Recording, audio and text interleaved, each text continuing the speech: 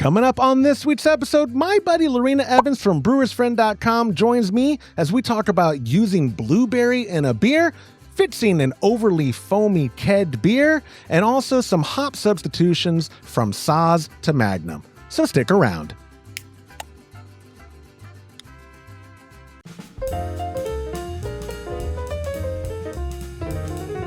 Well, hello, my friends, and welcome back to another episode of the Homebrew Happy Hour. This is the show where we supply the answers to your homebrewing questions and discuss all things related to craft beer. And if you, my friends, have a question you'd like us to discuss on a future episode, you could go to homebrewhappyhour.com, click on that submit a question link at the top of the page. You can email joshua@homebrewhappyhour.com, but even better, call it in to 325-305-6107. Leave your message after the beep. I love hearing your voice. Everyone loves hearing your voice. I actually have voicemails on today's episode, or one voicemail, listener feedback, the return of listener feedback. But either way, it doesn't get much better than that, except that it does, because my good friend Lorena Evans is joining the show again this week, and again on short notice. After I've promised 5,000 times I'd never do short notice to her again, I did it again. So I'm sorry, not sorry. You know, I do what I want. Well, I never believed you anyway, so, you know. Every time I tell you, I promise it won't be short notice, you're like, your promises aren't worth much, man. Like, they're real low value. There's the conversion rate on Josh's promises to dollars is nothing. It's nothing. Anyways, good to see you. Obviously, still you're up in Michigan. The board, I see you do have water. I know, not pathetic, but I understand my Pliny clone kit is in the. Did you get the email with the tracking? It did, right? Did you get? I put your okay, perfect. Yes, and that's going to be my first beer of the spring that's going to be on tap. So I'm pretty excited about that. Oh, I love it. I did. I personally, obviously, people know that because no one else is here. My kids won't help me. I personally bagged those 8 different hop varieties for you for your kit. It is 8 different hop varieties, but I think 10 total hop bags because, like Simcoe, I think Amarillo and Simcoe have 3 ounces each, and so I put 1.5 and 1.5 per pouch. But it's a lot of hops, dude. It is a ton of hops. I can't wait. And you actually were the last kit that was able to go out of it because I ran out of Warrior, and I think I ran out of Chinook. Is what doing the kit. Like I'm bad at ordering too. I'm learning that about myself as I've been in charge of Homebrew Happy Hour. And they're like, "Oh yeah, just give us your needs and we'll send it to you." And I don't know where I come up with the math. I must be doing it on my fingers. Like, each kit is 3 ounce, and 3 ounce times 40 kits. That's 2 pounds. I don't know what I'm doing. I don't know what I'm doing because like, how did I run out of Chinook and Warrior but not like Amarillo? And not Simcoe. It uses objectively more Simcoe than it does Chinook, but whatever. You got the kit. It's still, It's still on the way. It's on the way. Which is a reminder to people too who are watching at youtube.com or listening, like 99.9% of you guys do. Patreon.com/homebrew happy hour. This month's recipe kit I'll get to here in a little bit. But if you don't want to join a monthly recipe tier, which why not, you loser? But if you don't want to, I get it. Yeah, I know. Well, hold on. I got to edit that out. Can't call the dozens of people who listen to your show losers. But I will say, if you go to that website, patreon.com/homebrew and don't want to join a recipe tier or any monthly tier, you don't have to. If you want one of the recipe kits, you can buy them outright. If you see purchase on them, that means I do have the ingredients to ship them out. But I will say Patreon does not collect your shipping info. So if you order it that way, text me 325-305-6107 or DM me there on Patreon your shipping address so that I can get it out to you ASAP, because I've had a couple people order. It was the Pliny kit. The Pliny kit sold like a dozen beyond what was in our monthly tier. Here's how funny it is. If I were trying to sell Homebrew Happy Hour or like, inflate how good it is doing the Patreon, I would only show the month of April, or pardon me, the month of April, the Pliny kit. No, March. That was March's kit. I would only show March because it did astronomically successful. I'd be like, look how, yeah, this is a viable brand. You want to buy this right now. Because then the Boston Lager kit that we just shipped out, that we collectively, I did it. The kit that I did. I did. Me. I'm like at Christmas with Santa Claus. It wasn't Santa kids. I gave you those presents. I did the recipe kits. It was about half of what the Pliny one was, which I get. Yeah, people not just the poop on Boston Lager because they stood me up. People weren't that excited. They're Vienna Lager, okay, I do that whenever. But a double IPA for the same price, they were like, yeah, let's do it. So, but this month I'll go ahead and get into it. Patreon.com/Homebrew Happy Hour. We are doing a Sierra Nevada Pale Ale clone. Oh, I'm so excited about it. I'm bummed that they haven't. I've been reaching out to some of these bigger name breweries since December, October, some of them. And I follow up with Sierra Nevada now every other day for 2 weeks. It was just once a week. Like, hey, just wanted to follow up, see if you got my email. Been sending it from different emails because I'm like, maybe Homebrew Happy Hour's URL is blacklisted, or so I've been sending it from my personal. I even got into my old Keck Connection LLC thinking, oh, they'll think I'm still with the company. That's that might be fraud, but I still did it. And no response. These big breweries, like, y'all, if anything, they have a dedicated PR team, I assume. You would think someone sees these emails and they're just like, eh. Or maybe they watch the show, or God forbid they find me on social media and they're like, we are not going on that. We are not doing that. No. Which I would understand. I think I told you one of the jobs I applied for early on in February at the university here in town, Texas State University. The HR, the lady in charge of hiring it, put down on my file, does not meet minimum qualifications. Right. That's a total lie. My wife calls me autistic because I wrote this novel of a response of like, here's your bullet point from your thing requiring this. Here's 10 examples of why I'm qualified, visually. Here's a link to this.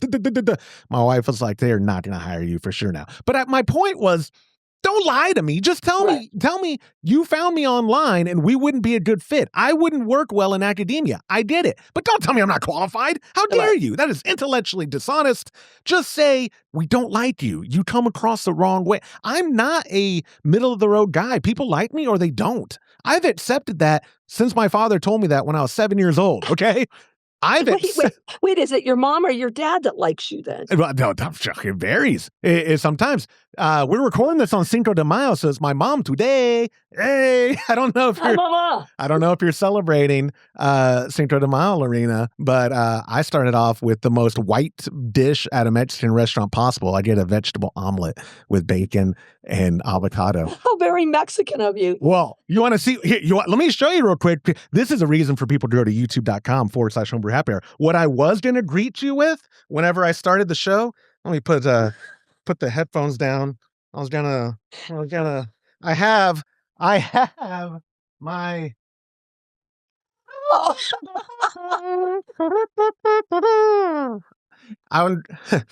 I'm going to do the entire rest of this episode now as Josue, the unemployed Mexican.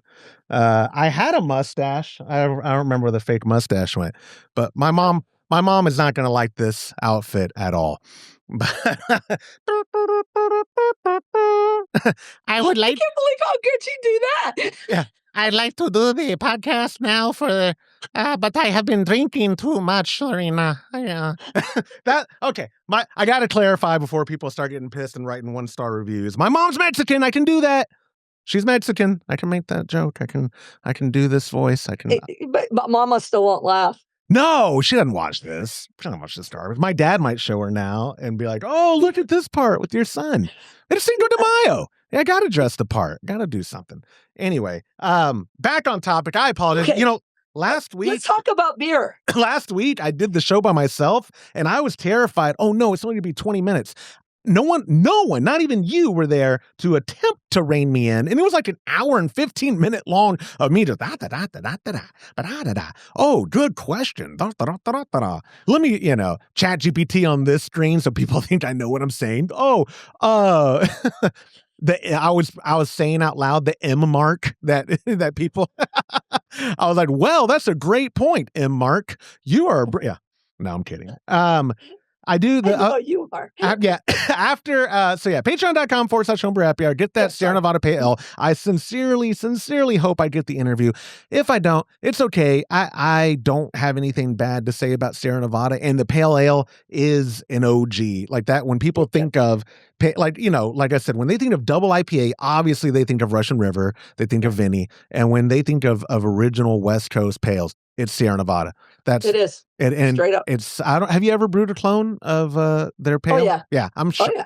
I assume. And I think everybody who likes hops probably somewhere, maybe even early, I mean, you could get those even in a kit from a homebrew store, Yep. and I think we all do that, and I think years ago, I was at a brewery, and my husband especially likes pale ales, really good ones, and we asked if they had a pale ale, and he says, "I don't." He says, "But I'm gonna tell you something as a brewery owner, if somebody has a pale ale and it is great, then I know they're a good brewer, because it's not hard to make a pale ale, it's hard to make a really good one. Absolutely. I agree. And so I've been a big fan of Sierra Nevada Pale Ale my my Yeah. whole well, I'd Yeah. say adult life, but no, I'm old. So only maybe for like 35 years or whenever Ken Grossman came out with the Pale Ale. It's been Yeah. And 35 that maybe. yeah. Oh my gosh. Yeah, when did they launch that? Like 88?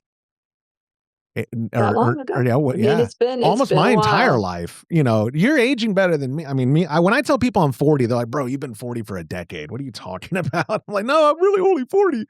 I swear." But yeah, no, Sierra Nevada, yeah, they're like I said, when I think and we've brewed in the Trub Club, I think it was 3 years ago or 2 years ago, we did a clone because fortunately, even if I don't get the interview with them, I'll be bummed, but they've published their Right. recipe. Like they're They're not very open. They're very very open. open, and it is straightforward. When I know I like that you think about your words, because I certainly don't think about my words, but I like because like you don't mean to say it's easy as in not complicated as much as you mean it's a straightforward kind of style where Yeah, if there's not a lot to hide behind. So correct. any kind of flaws, and you're like, okay, and, yeah, who ordered the Yeah. butterscotch pale? Like nobody wants that. I Uh, meant to make a Harry Potter butterbeer, yeah, okay? the Harry Potter. That's right. They could serve it at Universal Yeah, California, right there. Their Harry Potter butter ale.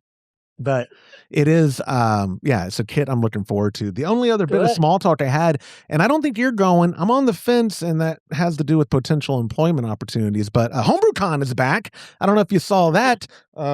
Oh, look, I have Poncho still left on me. HomebrewCon in Asheville in June. I got my media credentials approved very recently. So I got to look at getting there and boarding. One option, if I go, is my pop, my camera crew, pardon me, who happens to be related to me, to get him in. He's camera crew. He's not just my father. But we're talking about doing a road trip and then like stopping, in was it Pigeon Ford, he said? Or I forget the name. Some places in Oh, Tennessee on the drive yeah, there. yeah, And said, beautiful area. yeah, yeah. When he at first was like, why don't you take your family on a trip there? I was like, first off, my girls, the teenage girls, don't like road trips. They have no desire. Like, they're like, oh, okay, great. 18 hours on my phone is what they look at it as. And my wife also didn't seem pumped to spend her summer vacation driving with me to HomebrewCon. But I can't believe that, I'm isn't that shocked. crazy? So, how I selfish. know, who wouldn't be? I married a selfish woman, all right? So I told my pop, well, I'll get you credentialed and let's just drive.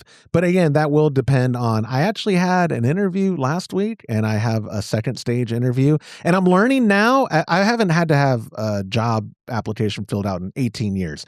There's more than one stage of interviews. What the heck? It's like, you either, again, like was the first one I go, oh, now you're going to interview with this team. It's like a 5-step process Yeah. to get a job these days. I'm like in the retired life, Lorena. I just want to. Yeah, I like the retired life too, but I keep working. Yeah, you do. That's You know, right. here's the thing, they don't pay you to stay home. Isn't that whack? That's so whack. I'm like, wait a second. How come yeah. I'm going to have to try to make Homebrew Happy Hour valuable, or make money rather. It used to just be Yeah, like, yeah, what does that cost to ship out? Okay, we'll charge that and a little bit more for the labor. And now it's like, oh, I'm not. And kidding aside, guys, I am not raising the prices. Don't no, no, before I get the panic. I'm not changing anything right now. We're doing all right. We're doing good. no. You're paying for my electricity and my trips down to Las Vegas and San Marcos. So life is good. I'm enjoying the Homebrew Happy Hour retired life, but. Back on topic. Yeah, HomebrewCon. Guys, you could go to homebrewcon.com, register. You have to be a member with the AHA. I had said on last week's episode, Lorena, that I did by myself. One thing that I'm optimistic about is, and you can, give me your comments as well. The AHA has to nail this one. They have to hit it out of the park, because people are going to judge the future of the AHA and HomebrewCon based on this comeback. So Right. it's either going to be phenomenal and people are going to be talking about it. Nashville is such a cool town. I'm sure all the ingredients are there for this to be an incredible time. But if it's not, oh my gosh, maybe in July we're going to be talking about, the age. You know what I mean? Like, it's this weird Venn diagram. I know people have their beef. People have their beef with everything. Since the invention of the internet, people have voiced their beefs. Whatever people's beefs may be with the AHA, I'm cautiously optimistic that they're going to do well. I hope the turnout's good. I think they're projecting 1,000. That's a comfortable number. That's a good number. That's a good number. And if, like I said, if they knock it out of the park, wherever they decide to host it next year, assuming they're able to, I think that'll give them some breathing room, and also, though, a blueprint for, man, we did great in Nashville. Let's replicate this. Maybe this wasn't that great. They knocked it down to 2 total days. Like they're doing their best. You know what I mean? Again, people, I'm no stranger. I see y'all's YouTube comments, guys, about what y'all think whenever I do anything with the AHA or about them. Oh, no. Not saying y'all's comments are wrong. I'm just saying, I'm not trying to be a centrist for centrist's sake. I'm just trying to be cautiously optimistic. Like, Me too. Me too. The good thing is the people now with the AHA and the leadership are listening. Yep. They're asking. They're on the forums saying, okay, you didn't like this, this, and this. This is where we went astray. What do you want to see? What can we do better? And they're taking the criticism fairly. I agree. I They've totally been agree. unfairly criticized about some things, but they are Yeah. listening. So I'm cautiously optimistic too. That said, I haven't rejoined the AHA yet.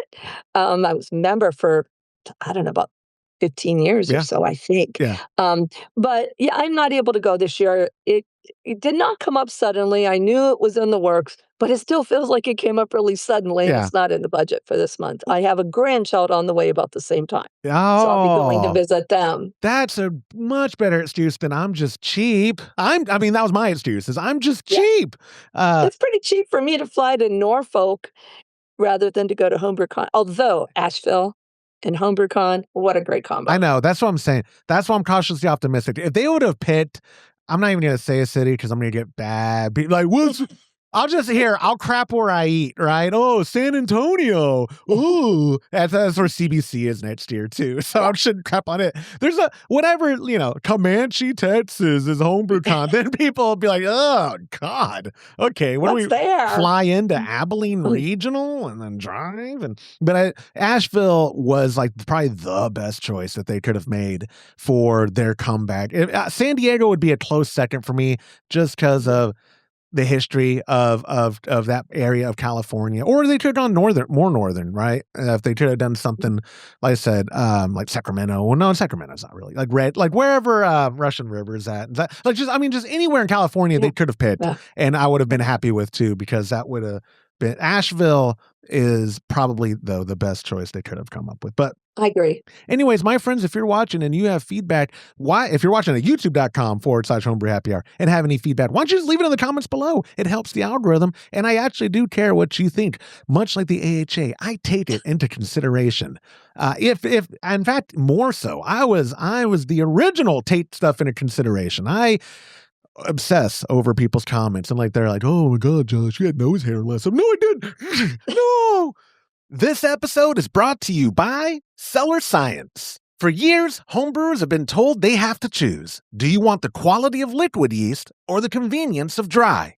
Well, Cellar Science flipped the script. They're proving that dry yeast isn't just a backup plan anymore, it's the upgrade. Cellar Science offers premium dry yeast that delivers higher cell counts than typical liquid pitches, meaning you get a stronger, healthier fermentation without the hassle. And the best part? You can direct pitch right into your wort, no starters, no waiting, just brewing. Whether you need their new West Coast strain for a classic American IPA or jungle for a massive fruity estery flavor, they've got your next batch covered. It's quality yeast that doesn't break the bank. Save time, save money, and brew better beer with Cellar Science. But anyways, let's get to this show. Are we ever? At some point, before we get into questions, it's been a very long time, but this week it's time for listener feedback. Have you ever heard my jingle for listener feedback? I don't know. Not in a long time. It's been a while, and I forgot how much. Every time I hear it, I just think of how much the people who hate it let me know they really hate it. So before I get into it, it's time for listener feedback. This week's listener feedback, it's a voicemail. Last week, I told you, Lorena, I did the episode by myself, and one of the questions was about kegging versus bottling conditioning, and if there's any styles that benefit. So our buddy, really good friend of the show, he goes way back, Adam from Florida, left a good, it's long, it's 3 minutes, but I'm going to play the whole thing, and it actually got cut off because I think 3 minutes is the extent that my voicemail bots will allow you to record. It's a great listener feedback. I'm going to play it. We'll talk about it afterwards. So here is Adam from Florida. Hey, Joshua. It's Adam in Florida, Mr. Grojitskia. I'm calling to comment about the bottle conditioning. I brew styles that have to be very heavily carbonated and actually don't come out of the tap very well, even with flow control, such as Pivo Grojitskia. That beer ideally is at least 3.5 volumes of CO2. In a bottle, I go around 4. But anyway, bottle conditioning, those Belgian beers, singles, triples, and these types of beers, highly carbonated beers, truly benefit from bottle conditioning.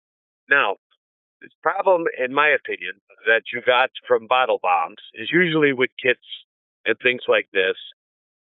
We were trained early in our homebrewing days that it comes with a half a cup of corn sugar. You dump that when your brew is done fermenting. You dump that in the bottling bucket with some warm water to dissolve it. You stir it all up with your ready to package beer, and then you bottle away. Well, you're counting on the residual yeast that's in that finished beer to attack the sugar and carbonate, and it's a true guessing game. So the method that I personally use is I cold crash my beer. Then I'll find my beer if necessary to where it's super clear, and most of the yeast is called out of suspension. Then I use a product from Lalaman called CBC1 bottle conditioning yeast. It's casket bottle conditioning yeast. This yeast does not attack certain sugars. So you use the calculator with the Lalaman app or on the website. It tells you exactly how much yeast to use with exactly how much sugar. You got to put in the temperature of the beer you're bottling and so on, so that it understands how much carbonation is already in your beer just from fermenting, and then you add the additional. And this truly works.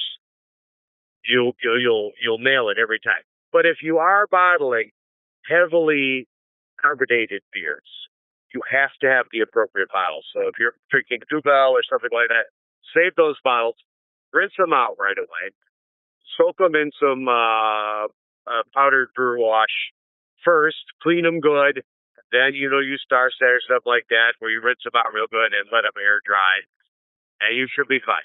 Some people I know, they take the bottles after they've cleaned them good, they put a little foil on the top of it, and they bake them in the oven at like 200 degrees for an hour or so just to be doggone sure they've killed everything, and then they let them cool off. And then it cut him off. And he didn't reply with the second part. So, but Adam, I still wanted to play it. If you had more to say, Adam, leave it in. It's such great feedback. I can never pronounce. I think it's the Polish style that he's saying. Right.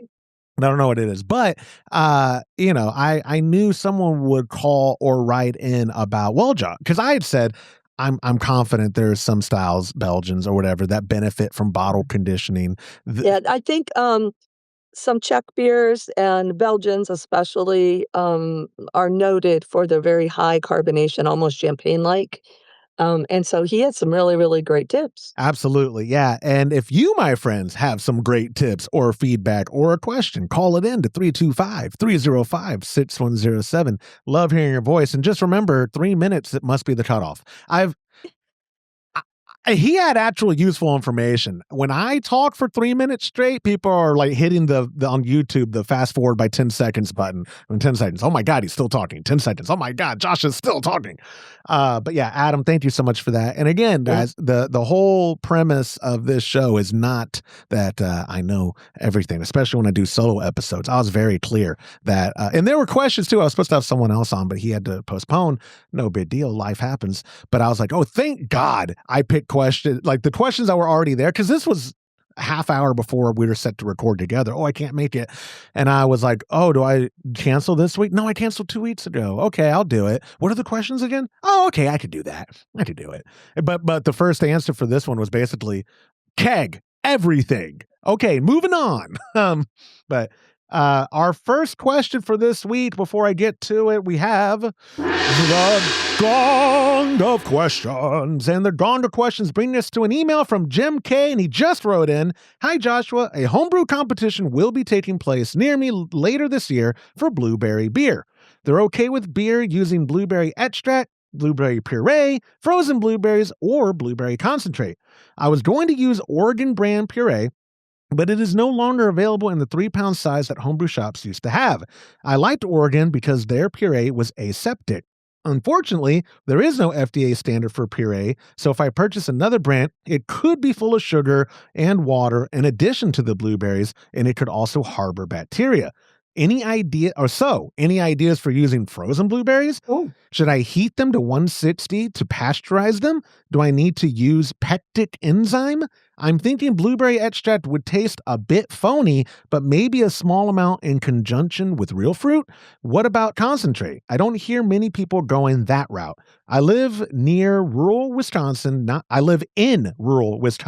too far from the UP. Shout out. Oh, maybe I should try to get fresh blueberries and freeze them. When I saw I think this is maybe a week old. I had older emails, but I was like, Lorena's going to be on soon. I'm going to get it. That shout out to the UP would make no sense with anybody else. So I don't. Nobody else knows what a Uper is. No, well, they would just pronounce it. Why did he write Up in all caps? Is that that Disney Pixar movie? Yeah, I love Up. Up was great. Kind of sad intro, but great movie.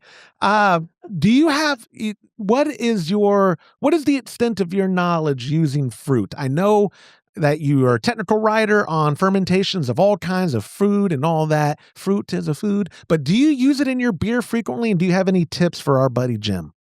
I am not a fruit beer lover as a rule. I've had some good ones from time to time. My only real experience that I would say is more extensive would be like watermelon beer. I had a friend who wanted watermelon wheat, and I made that a few times. If the Oregon puree is not available, because I actually like that puree, there was a lot to unpack in what Jim said, because he said blueberry extract, the puree, Yep. fresh, Frozen or concentrate. pasteurizing. Yeah. So there's a lot to unpack there. So I'm going to try to get to the shortest version I can. I do make a lot of fruit wines, and I will tell you something about blueberry wine. Most fruits, like strawberries, blueberries, that we really, really enjoy, mangoes, taste totally different when the sugar is fermented out. So if you use this blueberry puree, it's going to ferment, of course. And when that happens, it's going to lose a lot of that blueberryness.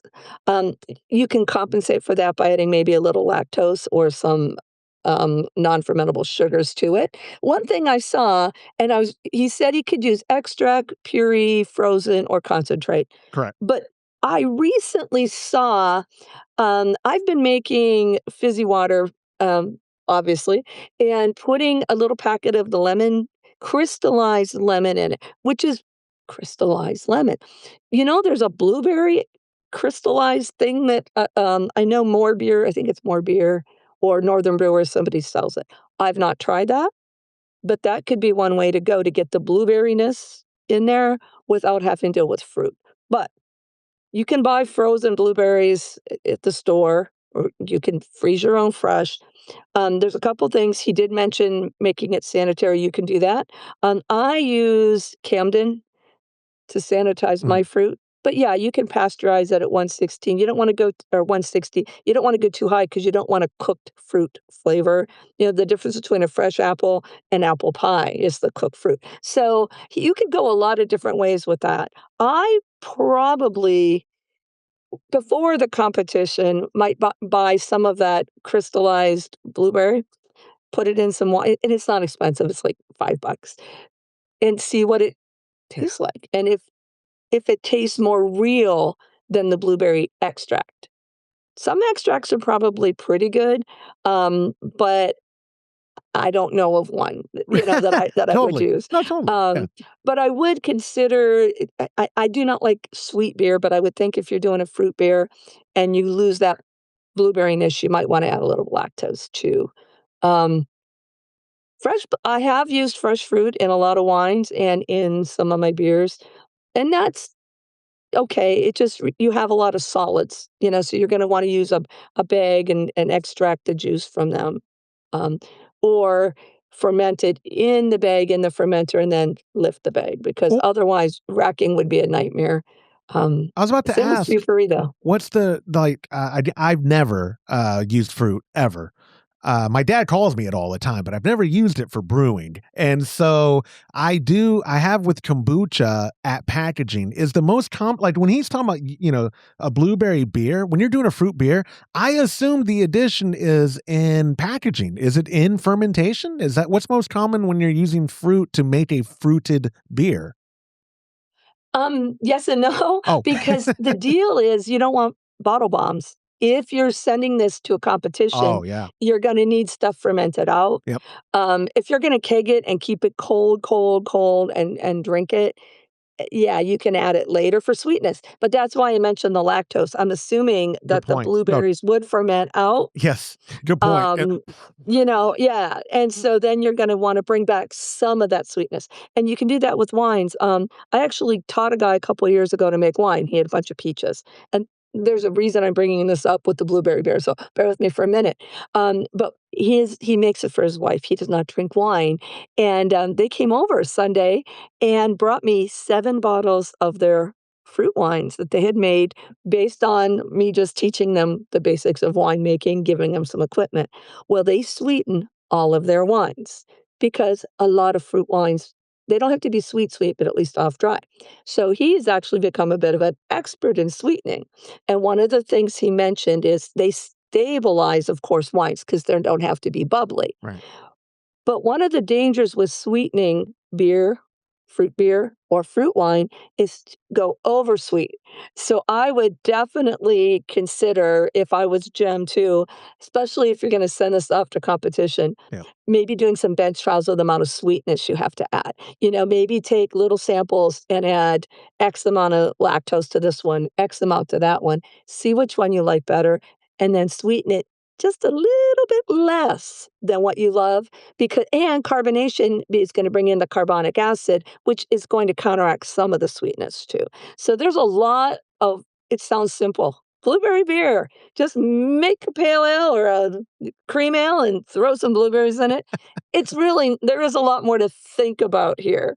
I would definitely consider making a couple 1-gallon batches and see how it goes before you make 5 gallons for this competition or whatever size you're doing. What, Um, off the top of your head, because you said I didn't even think to ask or reply to him about what style. Like, I was thinking in my head, when I hear fruited beer, this is my fault, not a fault of brewers or the industry. I always think of sours, and with blueberry, I think it's because when HomebrewCon was in Portland, James and I had gotten a tour of the city by a listener. He had picked us up from the hotel, drove us around, took us to Great Notion, I believe was the name of the place, known for all these sours. I think it was Great Notion. And one of them was a blueberry. And I think the guy was trolling us because he was a big listener of the show, but took us to a sour bar and was like, but the blueberry one, I think James pretended like he liked it. We never talked about it. Like, he was like, wow, that's actually pretty good. And I was like, no, it's not. What are we doing here? But when I think of fruited, up north here in the UP, we have a brewery. It's a restaurant brewery, and they are famous for their blueberry beer. And it's their best seller. It's wonderful, and it is, I believe, a blueberry wheat. okay, that would make sense to me too. A Yeah, wheated beer. very lightly hopped wheat beer. Um, think maybe even lighter than Blue Moon, and then that can take fruit easily. When I did the watermelon beer, that's what I did. I did a watermelon wheat, but that was more based on 21st Amendments. What is it? Hell or High Hell or High Watermelon, something Watermelon. like that. Yep. Yeah, Yep. great beer. I'm going to miss 21st Amendment, but that might be a good base beer. Cream ale could be a great base beer too. I wouldn't go anything. I wouldn't probably even attempt it with a lager. I would stay with an ale, but yeah, so you gotta decide on your base beer too. But I gotta tell you, if you're in a competition, depending on how many people are in this competition, you might have 15 blueberry wheats. Um, but that tends to be a good base for the beer. I wouldn't go with sours. Sours are actually difficult to make on purpose, Right. to make a good sour, and then the fruit there is the issue. I've had a really nice, I had a margarita sour one time. Somebody made a beer with Interesting. like, had margarita flavors in it. Yeah. The tartness went really nice with that, almost like a Goza. Yeah. So anyway, good luck with that. I wanna know whatever, Jim, whatever you do, Yeah. you have to let us know the end result, what you Absolutely. ended up doing, and what you would do over and maybe not do again, because I like learning from other people. I've had enough bottle bombs in my life that I can learn from somebody else's issues, and if they do something great, I wanna hear all about it. Same here. Is there a BJCP category for fruited beer? There's not, right? I wouldn't think there'd There's be. fruit beers. Okay. I have not been judging for, since COVID, so I did not keep up with the newest guidelines, but yeah, I've had some fruit beers in competitions, so, Okay. yeah, there's some fruited beers. I mean, there's smoked beers, there's wood beers, there's, Yeah. all kinds of subcategories, There's a but, ton of subcategories for gross beers. Yeah, absolutely. Yeah, that's what. gross beers. Yeah. Oh no, that's not Polish. Gross beer. That's what I brewed on purpose. I'm a black belt in brewing gross beer. If you just say it with an accent, people will think it's legit. Oh, Josh brews gross beer. What is that? It's disgusting. That's what it is. Anyways, no, Jim, like Lorena said, leave it, call in. He said later this year, that could mean next month, that could mean in December, but let us know how the competition goes and what you end up going with. The beautiful thing, Lorena, about it being later in the year, tons of time to experiment, and even if it is only in a couple months or if it's in the last quarter of 2026, you have time to experiment before committing to a full Yeah, batch. that's why I mentioned the 1-gallon batches. You need at least a gallon. Oh, the other thing too, depending on where this competition is, Jim, if you wanna let me know, maybe I could crash it. Might be Oh, close to me. yeah. So what? Yeah, I don't know y'all's area. Like in Texas, we measure everything by the time. Hours. Yes, yeah, exactly. Where I learned how silly that is the first time I went to Europe in 2015 with Todd, where we were going to Munster, and I was like, "How far is it?" And he said kilometers. I was like, "No, is it gonna take us an hour?" And he was like, yeah, I guess it will be no, an hour 20. I was like, just say that. Just say that. Yeah. Even if you told me. No, we measure everything here too in hours. Yeah, okay. So Green Bay's a little over 2 hours away. That's it? You're only 2 hours from Green Bay? Oh, no. See, by Youper standards, when I say a little over, it's like 2.5, Oh, but yeah, you're like yeah, you're like it's me. only like 150 miles. You're like me lying about my height, where I'm like, I'm 5'8", and like you're 5'7¼ That's close enough. I'm close. Yeah. Yeah. We measure things in time too. So if Jim wants to let us know how many hours away Please he do. is from me, that'd be really Yeah, cool. and like I said, and Jim, I'll reply after this episode to let you know we took your question on the show, and I'm not even going to try to write out what Lorena wrote. Just trust it was good advice, and I was listening the whole time. I mean, I could have written it out if I wanted to, but anyways, Jim, thank you so much for submitting that question. A reminder, guys. Joshua at homebrewhappyhour.com is always the way to email your questions in. You could text them to the hotline, but better yet, call that hotline, 325-305-6107, and leave a message after the beep. I appreciate it. Going into question number 2, but first, this episode is brought to you by brewersfriend.com. Brewing beer at home isn't just about ingredients, it is about precision. And that's where brewersfriend.com comes in. Whether you're dialing in your first recipe or perfecting your 100th, Brewer's Friend gives you the tools to brew with confidence. Their recipe builder, mash calculators, and water profile database helps take the guesswork out of the process so you can focus on what matters, making great beer. Brewer's Friend isn't just software, it's a community of passionate homebrewers sharing recipes, tips, and feedback. It's like having a homebrew club right in your pocket. Head over to brewersfriend.com today and take your homebrewing to the next level. Use promo code Happy Hour and get 25% off your premium membership. That's brewersfriend.com, because brewing better starts with better tools. The gong of questions brings us to another email. It's an email-heavy episode. Our buddy Rich wrote in, "Hey guys, big fan of the show. I recently tried to speed up my carbonation by cranking my CO2 up to 30 psi for 24 hours.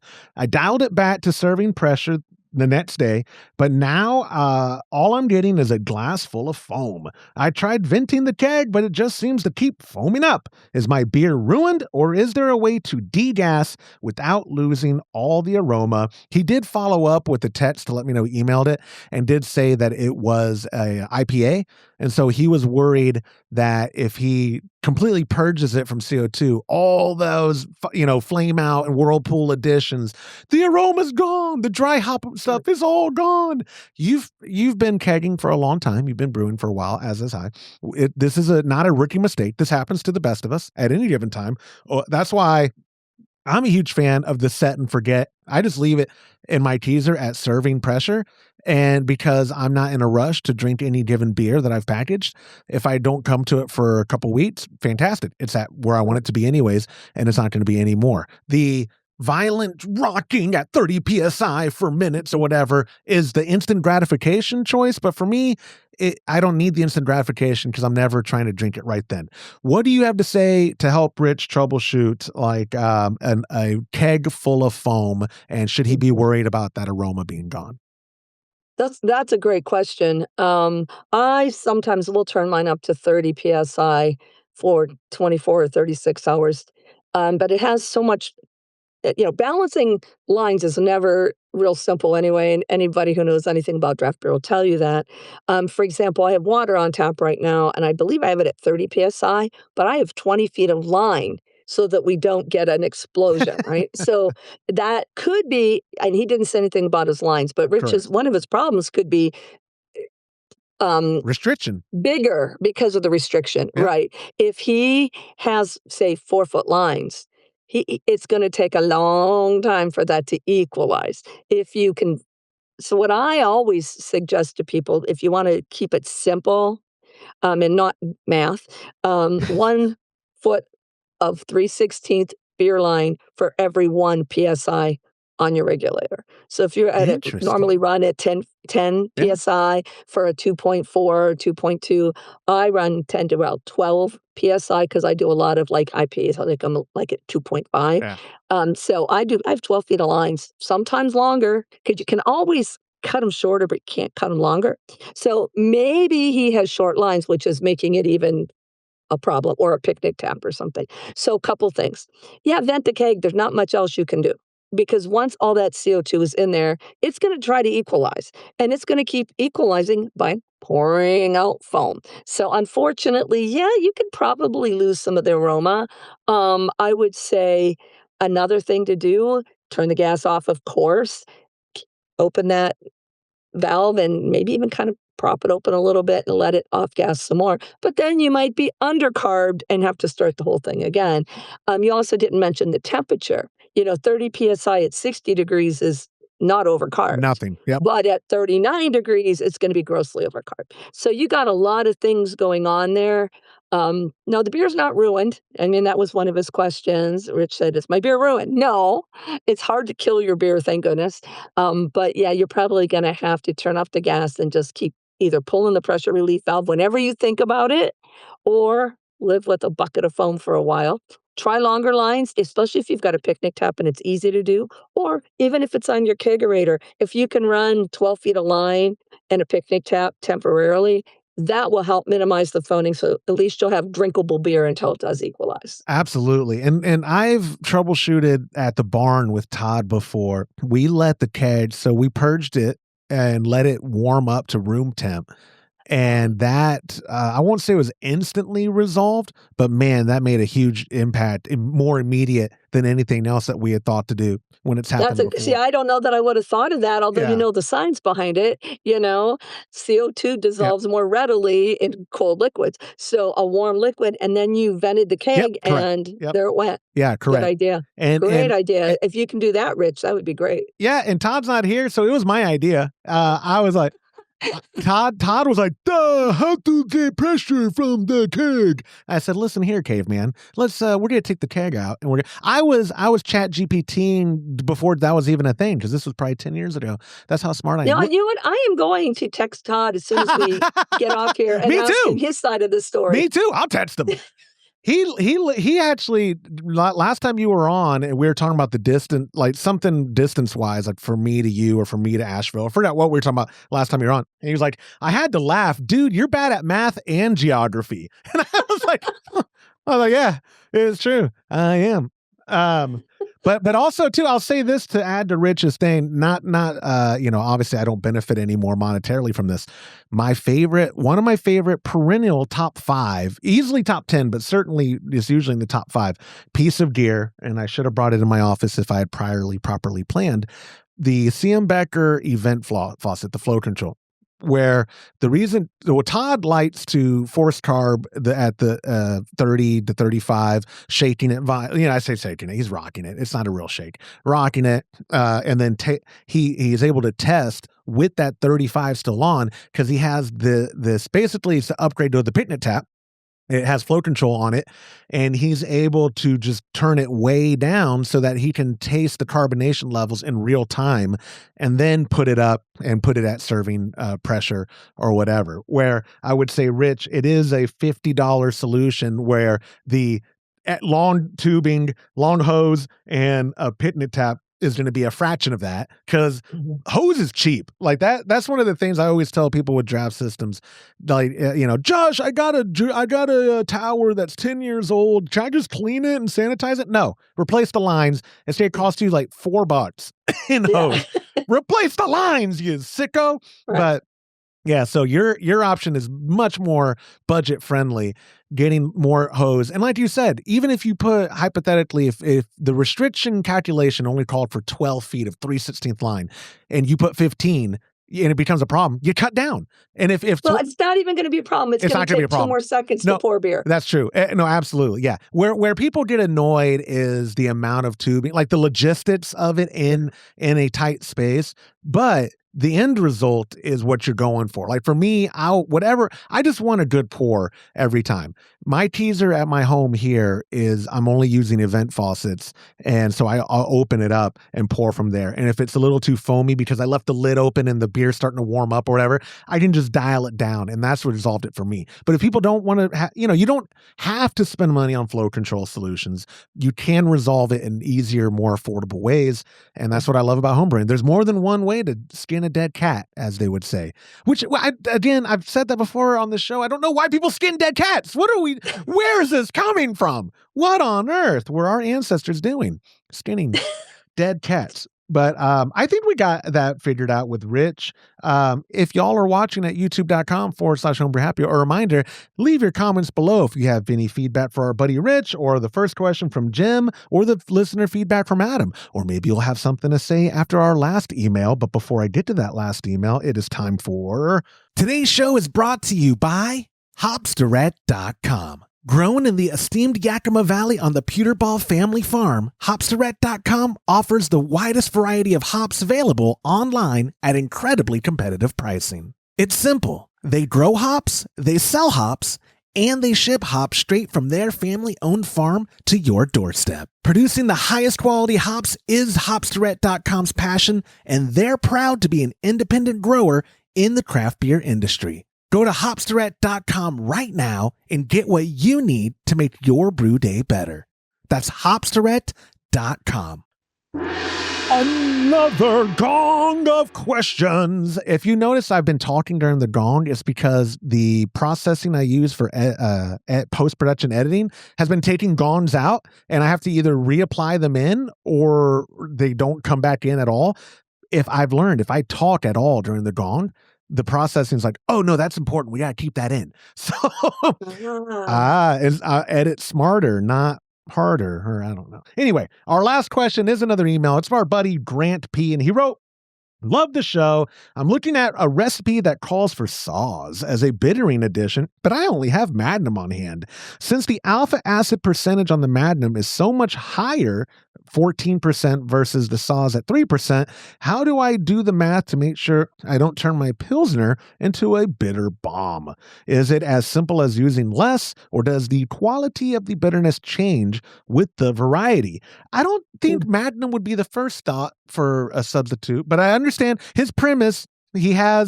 He's trying to go with what he has on hand. Right. And maybe he can't even get access for the saws. Am I even saying that right? When you said puree, I was like, oh my God, I say everything wrong. Is it saws? Because you're from Texas. Yeah. Oh, and I also blame, if I bring up my speech impediment, then that makes everyone else look bad. They're like, oh yeah, we're bad. We made fun of the poor kid with the speech impediment. No, saws, right? It is saws. I say sots. Okay. Saws. See, my speech impediment. Oh, how dare you? Must be nice to be able to say that last without. I say sots. Well, you said you wouldn't maybe choose Magnum. You know what's funny? If I could not get the sots, guess what I would have picked as my number one? Is it going to be Magnum? No, wait, why? It's pretty clean. It is a pretty clean bittering hop. I've used Magnum a lot as bittering. It's not like, like Chinook or even Warrior where it's big. Yeah. Magnum is, I think, a good choice. And yes, is it as simple as using less? Yes. And to make it even more simple, I would use software, like Brewer's Friend. You punch in and you get the same IBUs. Now, it should not change the flavor. Some bittering hops do have maybe a harsher or a firmer bitterness to it.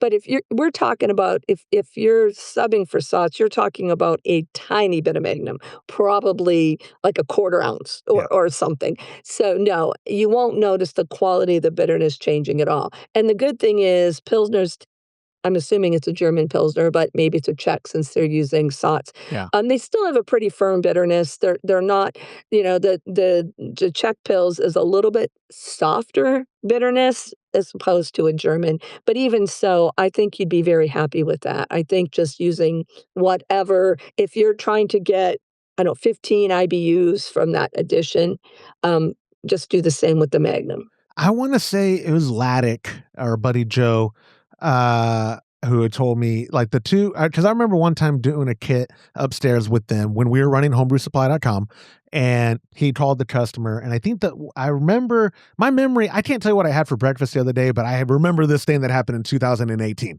where I think it was either Tettinger and maybe Mount Hood were the options he gave the customer because we didn't have any size available. But either way, I would not have thought Magnum. But like you said, but for a bittering hop, if he's talking about subbing later, for the flavor and aroma hops, Then you I would okay. not choose Magnum. And but Mount Hood is also a very good bittering hop too. That's a good choice. Yeah. But like, yeah, I would use Magnum for pretty much any bittering of a European beer like that, of a bitter one, just for the bittering only, and not go overboard on the IBUs. When the point you made that I want to highlight the most, and it could be the answer for every question we've ever done, probably. Software is our best friend. Actually, brewer's friend. And that's where I now put in the ad. This episode brought to you by. I've been injecting ads now. Now I have to consciously remember, do the brewer's friend ad when you talk about brewer's friend. Josh, that's marketing. But no, for real, we are living in the best time ever to be a home brewer. We have supercomputers in our pockets. I have this tablet thingy here it is incredible access to information, and you don't have to figure it out on your own. You don't have to, like my dad still, there goes Lorena, and she's gone, and I will have to wait for her to come back. And is she coming back? She's back. You hung up on me. Oh, how dare you accuse me of that? But yeah, I did. You did. No, you're back. You're back. Yeah. I'm not going to edit that out because it was like 18 seconds. It was, that was the title of my memoir from my honeymoon.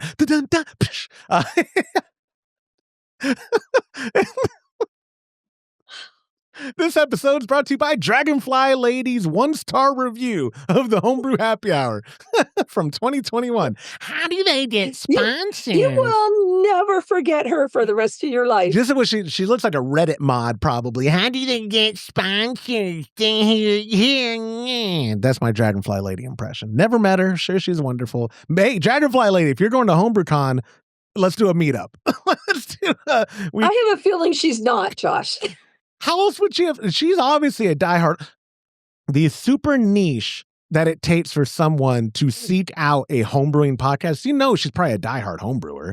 Like otherwise, you don't stumble across Homebrew Happy Hour, my friend. That is not an accident. No, that's one thing that's great is literally no one I know in my entire town whatever think to see me. Yeah, absolutely. Of homebrew podcast. Me too. My wife got a trip out of this story. So when I went to interview Greg Hebner at Shiner, I was walking up there, and they have like their I guess experimental or small batch brewery system, the pilot system. That's the word I was looking for. Before you get into the actual real building, there's a side building, and the doors were open. So I peeked my head and, hey, I'm here for an interview with Greg. And one of the guys, Kevin, I think was your name. I apologize, sir, if I got the name wrong. My memory, I'm pretty confident it was Kevin, but I didn't write this down because I didn't plan to bring this up. He comes out and he was like, hey, I'm Kevin, and I'm one of the dozens of listeners of your show. And he recognized me, and he was a listener already. He's a shift brewer there, super nice guy. And I told my wife, obviously, I call her immediately. People recognize me sometimes. Sometimes people recognize me. And she's like, oh, shut up. You're so lame. You're so lame. Did you ever hear what Denny Kahn's wife, Denny Kahn shared this story with me a long time ago, like 20 years ago. He was selling books or something, and he was signing stuff, and they were at an airport or something, and he said something like, oh, somebody recognized me, and she goes, get out. You're not famous. You're only beer famous. Yeah. Oh, on the list of celebrity, if the alphabet went from A to Z, I'm a Y celebrity. Yeah. Yeah. But you're only beer famous. Absolutely. Yeah. When at the last HomebrewCon, the last proper HomebrewCon in San Diego, super nice family, Todd and not my Todd, other Todd, this guy named Todd. And I'm sorry, Todd, I forget your wife's name because I know they listen to the show or they might watch it. They came up, they recognized us while we were walking around, took photos with them and stuff. And again, it's just like this is the people who would recognize us because it's the diehard brewers or whatever. But I still get a trip out of just like, oh, that's right. There are actual listeners. I joke all the time that nobody watches this, but then I look at the metrics, and even my brain then is like, I don't pay for bots, but maybe someone is, because why is there like 12,800 people who listened this week? That doesn't make any sense. Or even on YouTube, the episode got 1,000 views. Why? It's like watching paint dry. What are you doing with your time? Where are we? This is one big intervention now for our audience. What are you doing spending your time here watching this show? No, I can't. I got this is probably why you only have dozens now. That's true. Dozens. No, tens of thousands listen, but dozens are entertained. That's the line. Back to Grant Stain to wrap this up. Yes, sorry. No, so the calculator, like you said, will make sure that he can, I guess, scale down, for lack of better words, the amount. Because like if it was calling for, if it's a 5-gallon batch and hypothetically the full boil calls for 1 ounce of sauce, hypothetically of Magnum, it could be a 1/4 ounce, it could be a half ounce. Okay. Third, whatever. Yeah, the calculator will tell you. And it depends, like he said, the alpha acid percentage too. And we don't need to go really down this rabbit hole, but the reason I said Magnum would be a good choice, all of the hops, of course, have fat acids in them, and they're different ones. Some have more of this, and that's where some get that dank, and that's why it has to do with the compounds in those oils. Magnum is really one of the cleaner ones, so I would have no issue with using that. But I would ensure that I brought down the contribution of those alpha acids to the right IBU for that addition. And the way to do that is through software. I mean, you can guesstimate it, but I wouldn't mess, because I do not want a Pilsner that's too bitter, and I don't want one that's not bitter enough. Both are disasters. I agree completely. And like you said, Brewer's Friend is our choice here, not just because you're here and I have to suck up to you because you do me so many favors, but also because you could go to brewersfriend.com and use promo code Happy Hour, all one word, and get 25% off a premium membership, which are already pretty reasonly priced. I had lunch recently with he who shall not be named of Brewers fame ownership, and he even was like, we're actually doing pretty stable or whatever. And I think Homebrew Happy Hour sent one person, so we're doing pretty good. That ROI on that sponsorship is really working out for you guys. Well, maybe you only know of one that actually used that code, but I think there are a lot of the ones on the Brewers Friend forum who do listen, because they comment on sometimes. Hey, one guy said he saw his local homebrew store owner or something on your show. Yeah, absolutely. A couple weeks ago. He didn't recognize the name, but he was watching it on YouTube. Yeah. And he's like, see, and there's one of your real people, thousands, not China, people that listen. Yep, and you say that you said his local shop. Okay, so it wasn't a Chinese bot, because they're getting really realistic. This AI online, they're getting. I sent $10 to this Nigerian prince recently. They're getting pretty convincing, Lorena. So are you and this Nigerian prince getting married? Is there something I don't know about? No, he's dying. You sent him $10. Oh, he's dying. But the $10 is the processing fee for my $500,000. You really? Okay. He needed somebody to leave his money to. That's what it was. He didn't want to marry you. Found the podcast in what did he say? Titillating is what he said. He found it. Yeah. Ooh. Yeah. I'm real big in where's Nigeria? Eastern Africa, Western Africa, Northern Africa, Southern Africa. Pick one of those. I'm really big in Africa. The Homebrew Happy Hour is. Not kidding. We actually do pretty well in Australia. Not at the same continent at all, but I was just thinking, outside of the U.S., Australia is by far our number 2 audience listenership. Really? Oh yeah. That's a very interesting statistic, isn't it? It's not. I mean, it's not a ton of people. Like the 90% is all U.S. based, but it's like 1,100 downloads per week from Australia. It could again be people who are, it's like 8 people using different devices and just downloading the episode.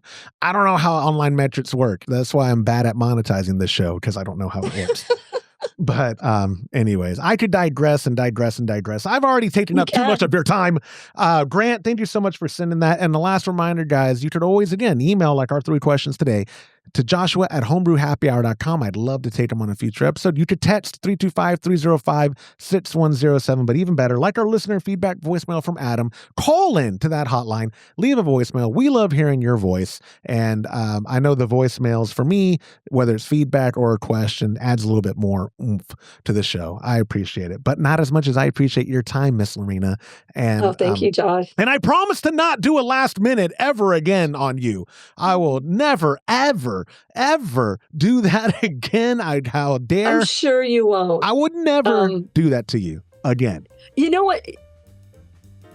I don't always have to answer my phone. Nah, I know. I'm just saying. You're the sweetest person ever, because when I apologize, you're like, I told you I'll do it anytime. I'm like, okay, now I'm just gonna abuse that policy. Where it's gonna be, hey, it's gonna be Tuesday morning of a week. I'll be like, what are you doing in an hour? As long as you don't start with the "what are you wearing?" I'm good. Okay, you're right. We had that talk already. I've changed how I send text messages to you and everyone else in my life. Thank you for that life lesson. But Lorena, thank you so much for your time, and I'll Thank you, Josh. hopefully see you soon.